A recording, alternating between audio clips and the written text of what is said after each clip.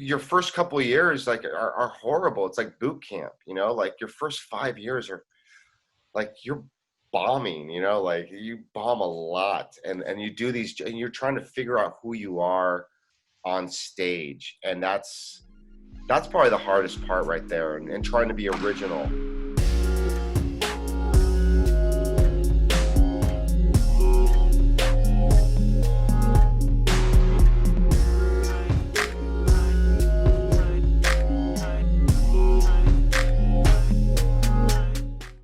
What was the process like actually getting into stand-up comedy? Was it a difficult and trying experience? I'm still trying to get in. What do you mean? It is one of, there's no pamphlet on how to do it. Everyone has their own story. So I I mean, your first couple of years like are horrible. It's like boot camp, like your first 5 years are like you're bombing, like you bomb a lot and you do these and you're trying to figure out who you are on stage. And that's probably the hardest part right there, and trying to be original.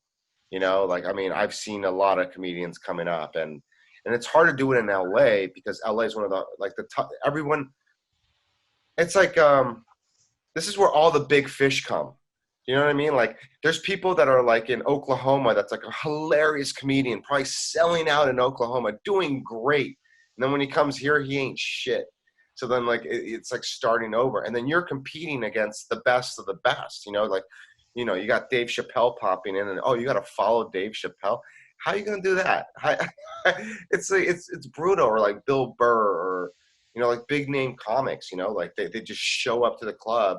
And they're not getting paid, by the way. They're getting paid like 30. They're getting paid what I'm getting paid, for a set in LA.